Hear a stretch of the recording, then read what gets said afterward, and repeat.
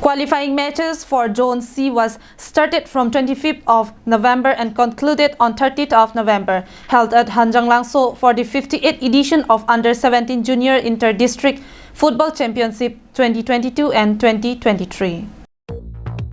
Under the initiatives of Assam Football Association, 58th edition of Under-17 Junior Inter-District Football Championship was organized, and to fill up the spots for the tournament, qualifying matches for the tournament from Zone C for Santos Lankar Memorial Trophy was started from 25th of November and successfully concluded on 30th of November.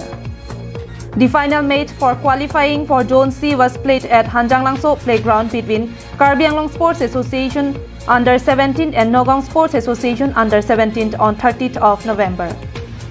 Jivan Chandra Pathak, President of Hanjang Langso Sports Association, chaired the opening ceremony of the match. Kadom Terang PMEC of Karbi Anglong Autonomous Council attended as the chief guest of the event. Pankaj Teron, General Secretary of Karbi Anglong Sports Association, Rilipson Ronghak, DSO, Horen Inti, Robi Rongpi, Moniram Gogoi, William Singnar and several notable dignitaries attended the event.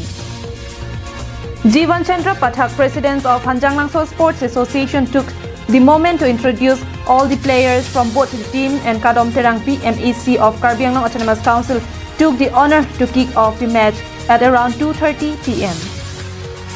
Both the team could not score any goal against each other till the first half of the match. At the second half, Kasa Under-17 team managed to score one goal against NSA Under-17 team during the final minutes, leading to their victory of the match.